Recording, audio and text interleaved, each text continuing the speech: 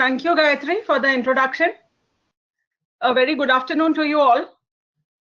So this is what we have been talking about for the last 1 week since you have registered for this seminar. Restarting your career in a new avatar, the art of reinvention. Dear friends, welcome to the Transit Lounge. You are in a very special place. And what does your boarding pass say? At the end of the session, I'm going to ask each one of you, what does your boarding pass say? Mine has got only one word. That is the only thing that will keep us floating through this transition phase. Are you ready to reinvent the wheel? Do I see some indignant glances there? Why do you need to reinvent? You are experts in your field. You have got consistently good reviews for your work. You are smart and intelligent. So why? The workplace has changed. Structure and environment have changed, not so much the work. The word, have you visit any startup office? I think Jobs for Her office should be the best place to start with. You see a gradual cooling down. The workplace has become more informal. It depends on which background have you come from, but I see the change as positive. Everything is becoming more relaxed, so you don't really have to be tense. But at the same time, if you are too stiff, you are too formal, you look out of place in that structure. Organizational structures have become flatter. The working environment, your language has changed. Just go on social media and you know what I mean. I saw someone on LinkedIn who was not so young himself. He said, if somebody signs off an email as regards, I guess the age of the person. Do you think that's justified? People got back at him. They said this is being too judgmental, but that is how the world goes. So if dear sounds too formal, write hi. If regards is too much, cheers, something else, or just sign your name. So, but I would still take some time to write hey, that is my individuality. But still take some time to reinvent yourself. You are lucky to be in an era of uncertainty. Are women the only one changing careers? Guys are doing it. Single girls are doing it. People moving from software to interior decoration. A dentist taking up a course in hospital management, then a course in information management, finally settling up in a course of data analytics, working in data analytics in an hospital. Her doctor parents are still wondering what happened. We wanted our child to be a doctor. So it's not that women don't share the blame of that, okay, these are the ones who get married, these are the ones who have to move with their husbands, these are the ones who have children, these are the ones who have health problems at home and they take breaks for that. No, we are not the only ones doing it. We are sharing it with a lot of other people. What is the story that you peddle? I'm not asking you what is your personal story. Each of us will have a personal story that is different, that is unique to you, and which cannot be shared on a public platform, on a common platform everywhere. Yet, what is the story that you peddle? When you go to meet somebody for work, for an interview, you will have to justify the reason for taking a gap. That is how the world goes. Your first line HR often ends up asking you those stodgy questions. No, what are your strengths? What are your weaknesses? What will you expect for a salary? Why did you leave your last job? It leaves me frustrated at times. I mean, what are they doing with it? Is there an disturbance, Gayatri? No, Reena, it's fine from my end. Are you getting me clearly? I could hear something. Anyway, let's move ahead. It leaves us frustrated at times. You know, we have spent so many years. We know better than these kids working out here. In spite of them, these are the kind of questions that we are asking.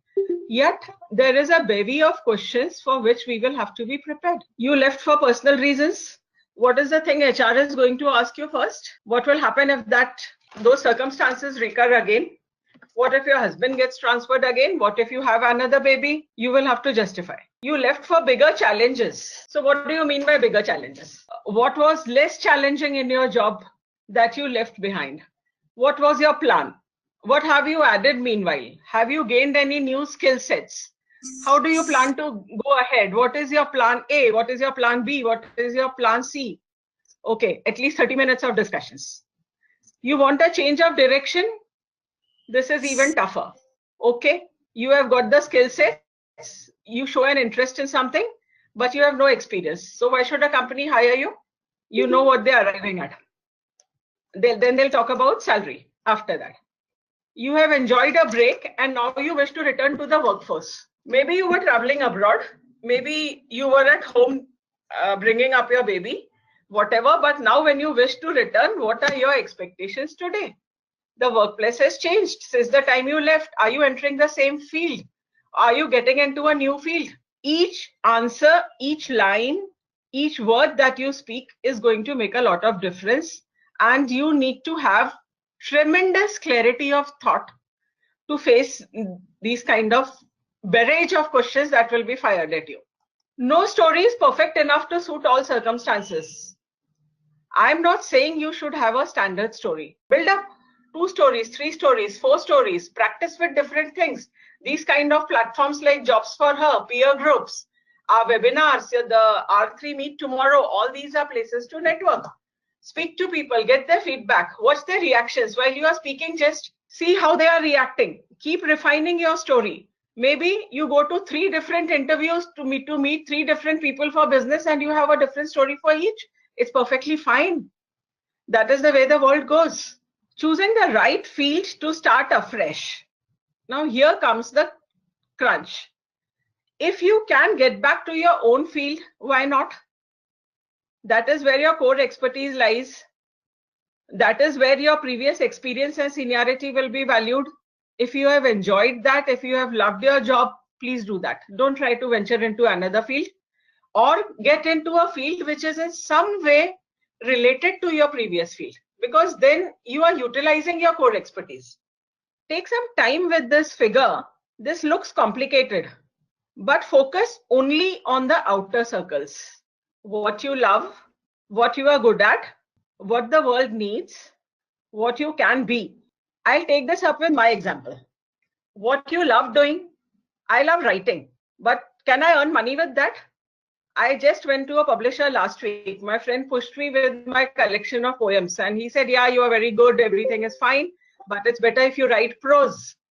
Then I checked some self-publishing options. Breaking even will have me to sell at least 5,000 copies, which I may not make it. So, okay, that's not a money-making option. That is a hobby. I could do it part-time, but that is not the field to enter. But if I have writing skills, it helps me in blogging. It helps me in getting on social media. So I will utilize my ability there. What are you good at?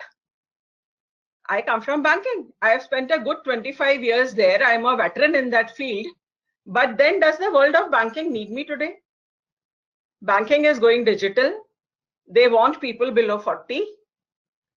Some of them might need me, but I may not want to join them for some other reasons. You know, we have become demanding with time. We have developed our own rigidities, things. So is that an option? No, I can do something related to banking, but I don't want to get back to that corporate world again. This is a personal choice. Your story may be different. What the world needs, they need my expertise. If they need my banking expertise, where can I utilize it? Maybe training. If the world is going to the way of e-learning, I could do that. So e-learning modules, the new fintechs and biztechs that are coming up, again, they need my contacts that I have developed over the years. They need my expertise, so I would do that. On a slightly more personal front, I have had an inclination towards social service. So I volunteer for NGOs. If I can spare 10 hours a week, it's fine with me. It gives me some satisfaction. And at least I think this is what the world needs. I'm not sure about that. Now comes the crunch of that, what you can be paid for. This is where we are all aiming to reach ultimately. That blue outer circle at the bottom, what you can be paid for. So what I won't be paid for writing, I won't be paid for volunteering, but I certainly will be paid for my expertise. And what have I done meanwhile? I have entered other fields. I have gained a lot of certifications. I think I have around 9 to my credit so far. Coaching, training, technical writing, image consultancy, instructional design. I'm not saying each one is useful, but each one has enriched me in some way. And if somebody asks, what are your credentials? I've got something to show. This is what I've got, this expertise, I can do. It has taken a whole period of 3 years for me to come to this stage, and I cannot yet say that I'm tremendously successful. Using your internal resources to take the plunge. Spend a moment on this. What do you think are your internal resources? Is it only whatever is inside you, you as a person, your personality, your capabilities. No, it is also your family. It is also your friends. It is your social circle. It is that company you have worked with earlier. This is the world that knows you. This is the world that will help you get back. Maybe not in the same company, but their contacts are always there. They know what you are capable of. They are your best spokespersons out in the world. You need that circle around you. Jim Rohn says you are the average of the 5 people who are closest to you. I don't know on what basis that figure 5 is based. And I'm not even sure whether I would like to be the average of people around me. But certainly, I need at least 5 people to speak for me. There are certain exercises that we do. They say, name the 9 people who would speak for one quality of yours. I started listing down. The very first time, 6 out of 9 places, it was me and my husband. I realized that was a problem. I need people outside to speak for my skills. And what are you going to do for that? You have to network. You have to get out, meet people. Networking has become a very confusing word. I mean, it's not just about going, flashing your card, distributing it, collecting other cards and coming back, but it is about meeting people. It is about letting people know what you do, give them some idea about what you do as a person, so they get back to you when you are needed. When people say I'm the kind of person who, my heart always sinks. All of us have got this certain images about ourselves. You know, I have always been this kind of person. I like wearing black. I don't like wearing white. I like Chinese food. I don't like Indian food. This and that. Just get under the, I just can't work in this kind of atmosphere. You know, I've always hated. I can't tolerate these kind of people. Okay, is that the reality? Is that the only thing you will go by? Get on the other side of the table. See how people view you. See if you really cannot change, or are we just going by our formulas? We have created an image and we have trapped ourselves inside that. Get out of that prison. Don't imprison yourself. Go and try something else. Maybe you can do it. Try some other kind of food. You can eat it. It's not so difficult. Try some other kind of work. It's easy. In fact, after some years of experience, you will find that most of the things are very easy.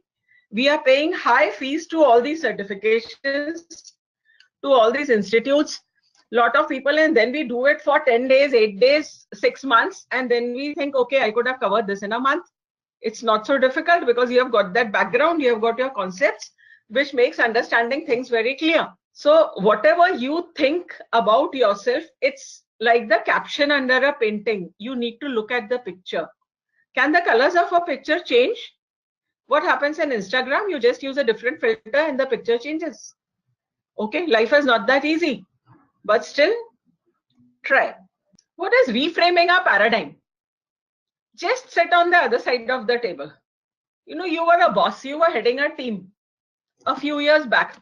Today, when you go to meet someone, what happens? We often think, yeah, I went to an organization where I was told, okay, why do you want to work only as a consultant? We would like to have you full time. Come on board, this and that. So the process was initiated. They said there will be a first round of interview or something. You have to meet a certain person at a coffee shop. I agreed. Finally, when I saw who the person was going to meet me, I knew the girl. I was interacting with her. She was 20 something with about 3 to 4 years of experience. I had to get back and say, let the CEO of the organization find time to meet me. Otherwise, I'm not coming there. Maybe it sounds rigid to some people. But then this is the feeling that you get. I will have to reframe that. Over a period of time, I relaxed. There are people junior to me. There are people younger to me everywhere. In case I have to report, even as a freelancer, I do report to somebody. I am working for somebody. Agree to that. Don't make it an ego issue. If you think they don't understand and you know better, be patient. Make them understand. Use their language. Use their terminology to make them see your point of view. But reframe that paradigm to say that I cannot do it is not the ultimate answer. No, this is getting within yourself. What you want to achieve. This is your goal. What do you need to clarify here? What exactly are you looking at? A full-time job, a freelancing assignment, part-time work, work from home? Do you still dream of being the CEO someday? Get into a smaller company. What is happening now What is the reality? What is happening back in your field? Talk to your colleagues 3 years back or 5 years back, whenever you left the company. Stay in touch with them. You will know what has happened, how many things have changed out that. What could you do? Put yourself in this new situation. Where are you needed? Where are your skills needed? Where can you add value to that company? Start shortlisting, reach around 10 points. Maybe you could do 3 or 5 out of those. Now, what will you do? Could you do is okay. I can do 10 points, but do I enjoy doing all these 10 things? No. Are you okay with travel? This is a question that will frequently come up. Even the very low paid training assignments ask you to travel over a state or to other states. Maybe it is AC3 travel. You will have to put up with the accommodation they give you, eat the kind of food, whatever is possible in those circumstances, use the facilities, whatever are available in those things. Are you okay with that? What is your scenario back home? Is there somebody to manage your house? If you have a baby, do you have arrangements? Does your husband travel? Can your partner take over for you when you are not around? Sort this out before you go, before you do that, before you answer that question, are you okay with travel? And don't say yes just for the sake of getting that assignment. It will boomerang on the long term. It will reflect badly on your reputation. Can you work in diverse fields? The best part that I enjoy about freelance assignments is I do about 5 or 6 types of different things on different days. If somebody wants me for a full-time consultancy, say 9 to 5, I will say thank you, good, but 3 days a week, 4 days a week. I would need those other 3 days a week to do whatever other things I do. So be very clear in your mind. What are your circumstances? What is it that you want to do? Prepping yourself up. What does it mean? Your makeup and dressing up before you get out of the house? Though that is important too. Here I mean something else. Let's start from the internal. Choose your field, which is the field that you would like to work in. Understand the structure and evaluate where you can fit in. Again, as I said, organization structures are getting flatter. If you were heading a team with 10 people, 20 people, 100 people, maybe those kind of openings are not available. You are lucky if they are, but maybe they are not. In that case, here there are 6 to 10 different people doing their own job and reporting to one boss. You are responsible for your work. You coordinate with others as a team, as colleagues. They are not exactly reporting to you. So your communication patterns, your behavior patterns, everything will have to be modified accordingly. See what can you do for them. Enroll for courses or certifications if you need them. If you are changing fields, this is essential, non-negotiable. To date, in 3 years, nobody has asked me, please show me your certificate. What are your credentials to do that? No, but in case somebody asks, there has to be some proof. What is the kind of work you have done? Very understandable questions. Now, what happens in IT? There are many people coming from that field where everything gets outdated very fast. What has happened in banking? Banking has gone digital. Today, either techies are needed or people in sales are needed. Anybody with zero digital, in any organization, generalists are getting outdated. You have specialists, but then you need a specialization in that particular field. So if you can find something related to the field you have done earlier, update, take 6 months, 2 months, 1 month. There are a lot of online courses available which you can do from your house, or maybe get out once in a week or once in a month. It's fine. Please do it. Build an online presence. This is a huge topic. But here what I mean is what we say, if you are not on Google, you might as well not exist. Is it only your Facebook profile, your LinkedIn profile? There are specialists available. You can just go to the Jobs for Her website and see. There are people to write your resumes, write your LinkedIn profiles. That's fine. But what I mean is, by building an online presence, what do you do after that? Twitter, Instagram, Facebook, LinkedIn, WordPress, whatever platform you choose. I would suggest that you choose only 3 and focus on them. Whatever suits your personality, what's you. But be there every day. Like something, comment something, maybe build up a calendar for yourself. You will post something once in a week, share somebody else's article twice a week. So many likes, so many comments. Comments are the easiest way.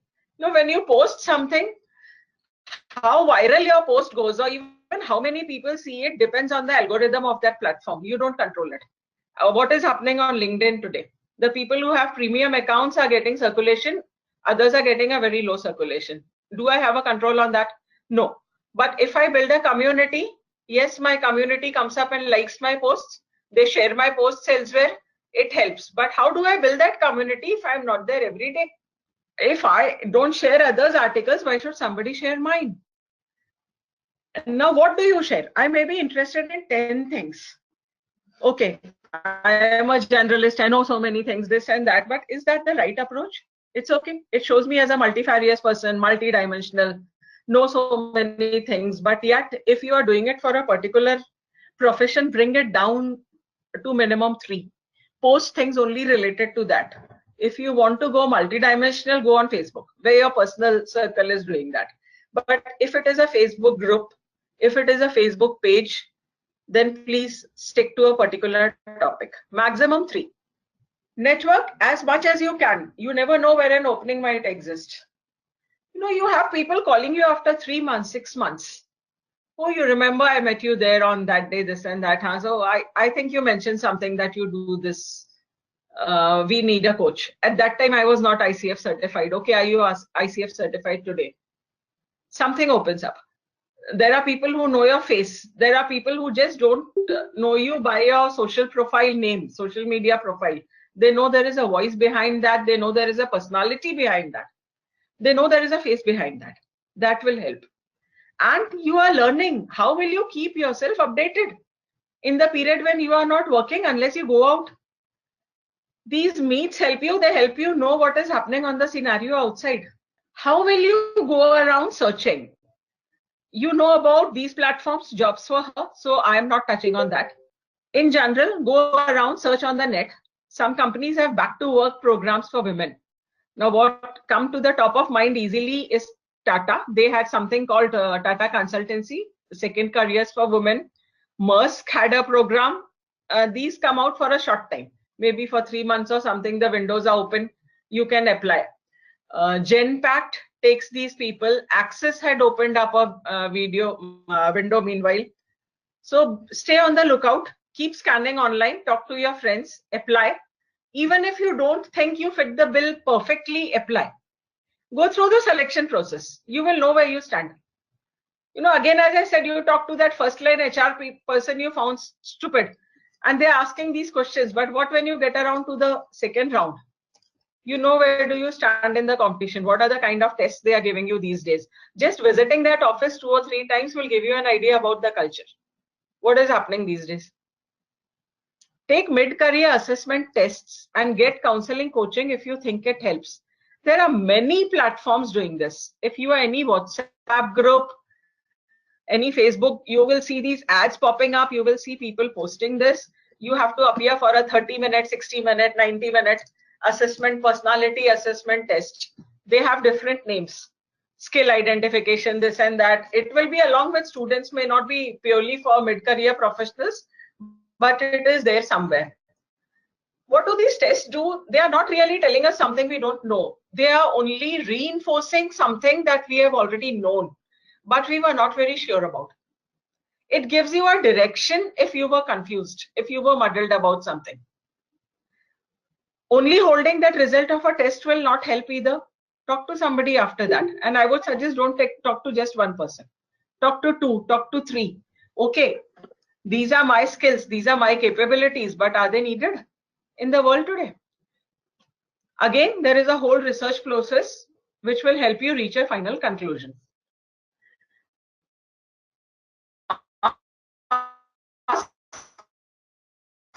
About placement records and prospects. When I talk about all this, I'm asking you for anything from 35,000 to 5 lakhs.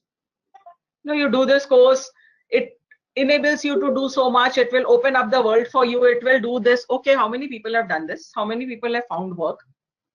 How many people are actually utilizing this? How many people are out in the market? Ask questions. Still do it after if you want, but ask a lot of questions.